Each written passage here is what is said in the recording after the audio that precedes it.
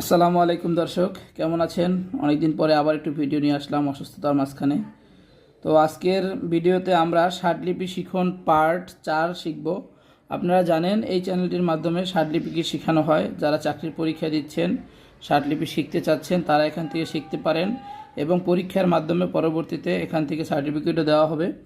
তো আসলে ষাটলিপি শিখন পার্ট 4-এ আমরা আজকে শিখব আপনাদের সাথে বাংলা শব্দের যে কতগুলো স্বরবর্ণ আছে, এ, আ, একার, আকার, এগুলো যদি থাকে শর্ট হ্যান্ডে, তাহলে শর্ট হ্যান্ডে বড় বৃত্ত, একটা বৃত্ত যুক্ত করে লিখতে হয়, যার সাথে এই এ, আ, একার, আকারে চারটা থাকবে, তার সাথে বড় বৃত্তটা যুক্ত করে লিখতে হবে।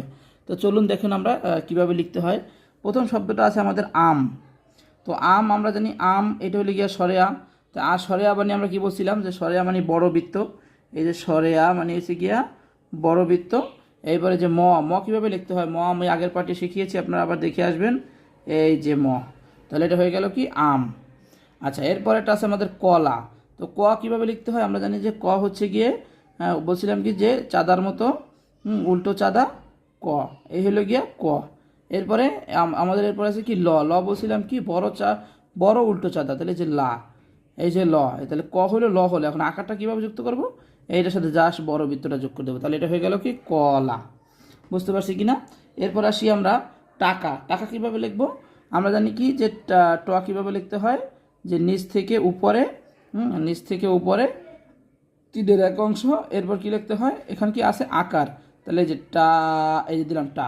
এবার কীভাবে লিখতে আমরা আগে শিখছি, উপরে চাঁদার মতো উল্টো চাঁদা, উপর থেকে চাঁদা, এই যে উপর থেকে চাঁদা, এরপরে এই যে আকার টাকা, তাহলে কীভাবে হলো টাকা, এইটা টাকা।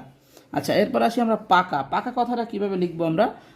আমরা শিখেছি আগে, এই হলো কি আমাদের তো এর সাথে যদি যেহেতু আমাদের আকার আছে, তাহলে এর বড় বৃত্ত দিতে হবে, এই দিলাম আমরা বড় বৃত্ত।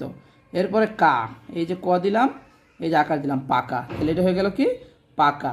মালা আমরা কিভাবে লিখবো, আমরা জানি যে লিখতে হয় কিভাবে, এই হলো গিয়ে বড় হাইফেন এই হলো গিয়া আকার মা, এবার হলো গিয়া লা, এই যে লা হলো গিয়া নিচ থেকে নৌকার মতো করে, এই যে আকার লা, মালা। আচ্ছা, খাতা আমরা জানি খ এগুলো একই, তাহলে এই যে এলো যে খ, এরপরে এর পরে আমরা কি লিখবো, এখানে এর পর কি আছে আকার। আচ্ছা, এর পরে আছে আমাদের আকারটা আমরা দিয়ে দিলাম আকার। এরপর কি আছে ট, এগুলো কীভাবে লিখতে হয়, এই হলো যে ট উপরের দিকে। আপনারা এই ক্লাসটা দেখে আসবেন, যেখানে আমি বর্ণগুলো লেখা শিখিয়েছি। এবার বর্ণ যুক্ত করাও আমরা শিখিয়েছি পার্ট 3-এ, আর পার্ট 4-এ আমরা এই আকার রেখা যুক্ত করা শিখেছি। তাহলে খাতা, এই হলো কি আমাদের খাতা। এবার আসি আমরা লেখাটা কিভাবে হবে, আমরা আগে থাকতেই জানি আমাদের কিভাবে লিখতে হয়, হলো গিয়ে নৌকার মতো, তাহলে এই হলো গিয়ে এরপরে কি আমাদের যেহেতু একার বা আকার, একারও একই রকম, আকারও একই রকম, তাহলে এই হলো গিয়ে লে। তারপরে কি লিখলাম খা, এই যে খ জানি একই রকম, এই যে আকার, তাহলে লেখা হয়ে গেল। আচ্ছা, জাগার বেলায় আমরা জানি যে পুরা ঘর দূরে লিখতে হয়, কোথায়, উপর থেকে নিচে। হ্যাঁ, এই যে এই আকার দিলাম যা। এবার কি গটা কীভাবে লিখতে হয়, উল্টো চাঁদা, এর উল্টোটা আর কি, এই যে বড় করে এই এটা হয়ে গেল কি জাগা।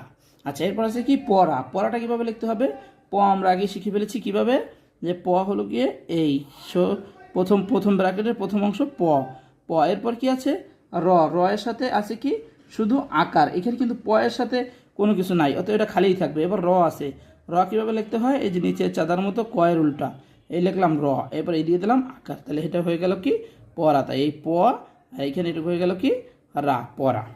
আচ্ছা, এখন দেখেন আমরা একটা এই লেখাগুলোকে আমরা শব্দ আকারে শিখলাম। এখন আমরা দেখি বাক্যে কিভাবে এটাকে লিখবো। তো বাক্যে লেখার জন্য কি করতে হবে আমাদেরকে, বাক্যে লেখার জন্য এখানে কি আছে দেখেন, আমার হাতে টাকা আছে, এই লাইনটাকে আমরা কিভাবে শর্ট হ্যান্ডে লিখবো, আজকে আমরা একটু সাথে সাথে আমরা একটু বাক্য প্র্যাকটিস করি, তাহলে সহজ হয়ে যাবে। আমার হাতে, আমরা একটা শর্ট নোট দিয়ে দিই, একটা ফুট নোট, একটা নোট দিয়ে দিই। নোটটা হলো গিয়ে যে আমার লিখতে হলে এরকম কিছু নোট আপনারা পাবেন। হ্যাঁ, এই আমার লিখতে হলে শুধুমাত্র এই সরেয়াটাকে বিচ্ছিন্ন করে লিখলেই এটা আমার বোঝায়। সরেয়াটাকে কোনো কিছুর সাথে যুক্ত না করে আলাদা করে লিখি, তাহলেই আমার বোঝায়। এই ফুটনোটটা আপনারা মুখস্থ করে নেবেন, এরকম কিছু ফুটনোট আপনারা পাবেন ক্রমান্বয়ে। আচ্ছা, এরপরে আমারের কারণে দিয়ে দিলাম, জানি কি যে এই আটা আলাদা করে দিলে আমার হয়ে যায়। হাতে কীভাবে লেখে, এই যে এই যে দিলাম আকার হা, এবার তে, এই যে ত, এই যে আবার আকার হাতে, আমার হাতে। এবার কি আছে টাকা। টাকা কীভাবে লিখতে হয় আমরা জানি যে টর নিচ থেকে উপরে, এবং উপরে কিন্তু আমরা লিখে আসছি।